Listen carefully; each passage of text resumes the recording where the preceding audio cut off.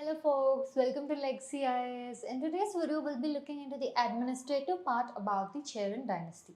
Okay, let's enter into the video. Now, we've seen what's the capital of your Chera Dynasty, that is your Vanji. Yeah. Now, we also saw the trade as a pretty important deal, right? We compared it with, remember we spoke about the trifecta or three factors, your Chola, Chera, Pandyas, right? If we speak about any of these particular dynasties, we will have to speak about the other two also, right? Because all three were the contemporaries, right? All of their activities were somewhat intermixed. Why? Because they also were in similar geographical location, right? So they tried to control the same ports, they tried to control the same agricultural lands, right? Which were helpful in providing more tax, which means more zone of influence. More zone of influence indicating the stronger the dynasty. Alright. So now in this aspect, right, we also saw the Cheras. Okay. Please have a look at that. It is linked in the description below. Alright. So in the Cheran dynasty, okay, we also saw that one most important thing is your trade. We also saw how the Indo-Romans were having trade. How do we know that the trade we were having, right? That is the Cheran dynasty was having with the Roman period, right? Majoritarily Roman, right? Remember we also used the word Yavanas or Yavanika dealers, right? Basically pepper dealers, pepper, perfume, alright? So basically spices. Now the source for this, right, telling that yes, Cheran dynasty had trade with the Roman Empire is through the Roman coins present in large amount in the Cheran dynasty or the geographical area which we claimed was the region of Cheran dynasty. Okay, that is one such thing. Okay, trade. Along with that, agriculture. Along with that, pastoral. Right? This was very important. Now we said the video is about administrative part of Cheras. Why are we discussing about trade, agriculture, pastoral? Right? See, the society or the economy shapes the administration. Now you saw that economy is there to an extent. Yes, good amount of economy. We said agriculture is also there, right? They were always trying to, all the three, right? The trifecta were trying to control good amount of agricultural, good fertile agricultural lands. Yes. So, which means agriculture also is a main aspect of influence, right? And in pastoral. So, the administrative setup will be in such a way that all three of it will be looked after. Okay, for example, in your agriculture, we'll come across in the further slides that, for example, the ruling class, okay, was called as arasar, right? At the same point of time, anyone who owns the land, okay, owns the agricultural land was called as vellar. Now, your arasar, right, compare him like, okay, now in contemporary times, compare him like head of state. Right? Your Weller, compare them like capitalists. Okay? Or anyone who is an entrepreneur who is bringing in huge amount of economy into the country. They both will always have good amount of rapport. Yeah? Because one thing, they bring in good amount of economy to the nation, or here the Cheras, right? They were the ones who owned large number of lands. So the Vellar and Arasars were of good rapport. Right? So the administration here, right, depended on both the society as well as the economy. Right? The reverse is true too. The society and economy were dependent on the administrative, or the administrative was dependent on society and economy was also true in this case. Alright? Now, one important, as we said, trade. So controlling of ports is very important. One important port is Muchiri or Muziris, right? It was the southwest coast and very important to your Cheras, right? Now, in your geographical unit that comprised of Cheras, right, important cities and towns came into existence. Why? Again, this will be because of active, okay, active role played by your trade.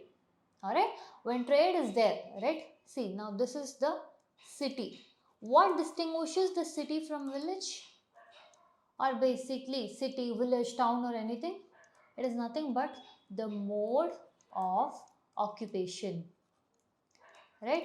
Village pay, the major or primary source of income or occupation is agriculture, right? In city it was trade, right? So as and when the trade flourished, okay, the port towns were more and more getting, okay, under the influence of the kings. So more and more cities and towns started coming into picture, right? The cities became the zone of economic activity, okay? Your cities became the zone of economic activity, alright? Next, the king was addressed as Ko, okay? The most important, right, in any of the, right, the most important institution in the entire administration was the central administration, that was your monarchy. Here the administration was centralized in nature, okay, indicating the topmost influence or power was the central authority being the king, right? Under him were chief ministers or nobles, under him were the, right, executionaries, under him was the bureaucracy. So what was the rank? Initially, the hierarchy of administration, first it was your monarch or king or arasar. Alright. What is the second in line? That is your chief ministers, okay, or nobles. The next in line is your bureaucracy. Alright. Look at this. The position of queen was also highly regarded. They was held in higher post, which means she could participate in religious rituals along with her husband, right? Now, look at this. The Silapadikaram mentions King's Council and the other 5 assemblies in the administration of Chera Dynasty. One thing is, see, for example, we see about sources. We said in the previous slide when we were discussing about the Roman Empire and the trade, okay, with India or with the Chera Empire, we say gold coins was very important. Now, we just saw that, right? King was important. Under him were chief ministers or nobles. Under him were bureaucracy. Where do you think we will get to know this? Right? No coins can tell that much amount of, okay, details. What other source do you think? One such thing is your literary source. Okay, your literary source being Silapadikaram provides us with an insight that the kingdom, okay, the kingdom comprised of king and his council. Okay, there were also, see, as it says, 5 other assemblies in the administration of Chera Dynasty, indicating council played an important role in being advisory to king. Also, see, they performed the role of both advisors as well as judiciary. Okay, they were not just advisory in administrative matters but also in judiciary, right? Indicating what, if the council is providing advisory role in administrative and judiciary, what does that mean to the king? Which meant the king was the one who was directly dealing with administration and judiciary, right? Now that is one set. Another thing is that we also see through the sources that the king, okay, used to pass laws, acts, and that would be carried out by a specific set of people. They were nothing but your modern day bureaucrats, right? Upholders of the king's royal order. Alright, that kind of setup is also seen in your Cheran kingdom. Alright, next. See, the basis of stratification of society was called as kuti, or it was a clan based descendant groups, right? At that point of time, okay, your varnashrama was present in the Chera dynasty, but it was not too rigid or strict, right? Varnashrama was there, right, but not too rigid, right? Varnashrama we have spoken about. Again, with respect to jati system, or here we say one more is descent, clan, all these existed, but they were not as stringent as we see in the upcoming years or period of time. Okay, they existed, but they were not of as cruel as that. See, for that matter of fact, we saw about your queen holding higher status. We also see semblances of sati, right? Position of women getting lower. At the same point of time, position of women being higher also. Right? The society comprised of both. Now, because no restriction on intercaste dining, okay, social interaction among the Kuti groups, that is nothing but your clans, different clans, right? Arasar is nothing but your ruling class. Weller means rich peasants, the one we discussed in the previous where the Arasar and the Wellers were having good rapport with each other, alright? Kadasian or the agricultural laborers who actually worked on the fields. He owned the land, okay, he worked on the land. Okay. Now just by this, who do you think is economically well off? Wellers or Kadisians? Obviously they are more well off economically. So which means that will reflect in their lifestyle also. Yes. Now for example, your Wellers or RSS, they lived in, alright, they wore good amount of clothing, jewelry, etc. Now as true as this Kadisian, okay, who worked on the field, right, they were obviously poor. They lived in mud houses, okay, and then they wore ragged clothes, or not the clothing as like the other sections of the society, okay. So the social inequalities were also pretty much very evident, okay. Social inequality also pretty much very evident, okay. Yeah, that's what it's seen here. Social inequalities is seen in the age of Sangam. Now when we say age of Sangam, right, what does it mean? The period of Chola, Chera, Pandya. Alright, this is what means the age of Sangam. Right? Now we saw that new towns were coming into place, yeah, new cities were coming into place. Now when new towns and cities are coming into place, obviously the occupation there also will change, indicating that artisans, salt merchants, textile merchants, etc. all sprung open. Different occupation also started coming up. Okay? The house factor we have discussed, wherein they lived in rich houses, they were living in mud houses. Alright? Next, let's come into a little more detail about the King's Council. Alright? The King's Council was advisory body for two things. One is administrative affairs as well as judicial affairs. Okay? So, the role of council was pretty higher, indicating that the king had, okay, see, it was not that the council's advice was binding on the king, but there was a restriction, right? The king cannot act arbitrarily.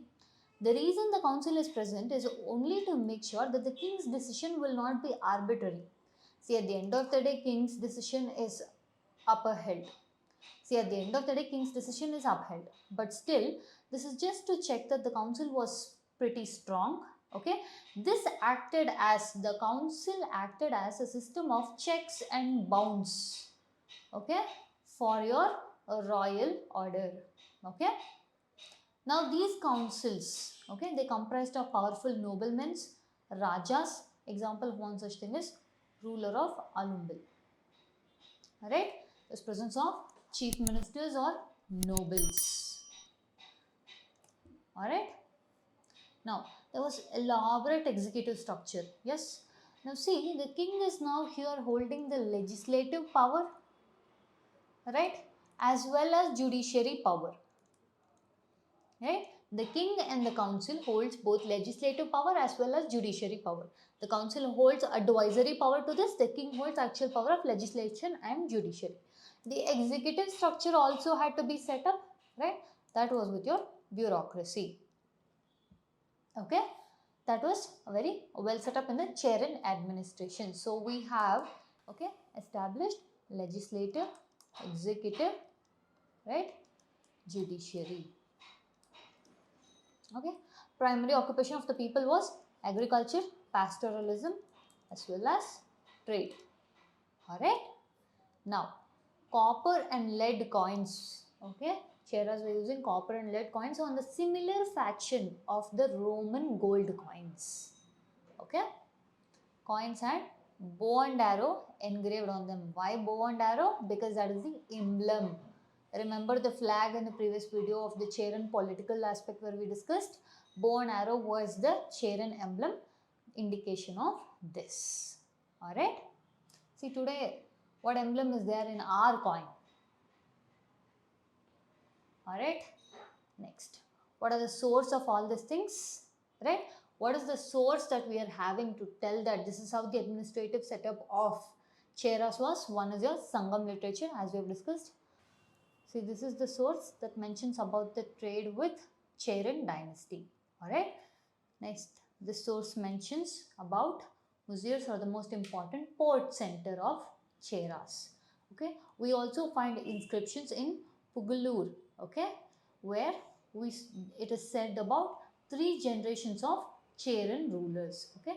All these gives us an idea to build and shape the administration of Cheran dynasty. Okay. Now, such an important empire, how did you think it ended? Right? It is because of Rashtrakutas. Right? Rashtrakutas conquered Cheras. Alright. Now, that's it for this video. Now, if you do like our video, share our content with your friends, subscribe our channel, present us with a like. Thank you.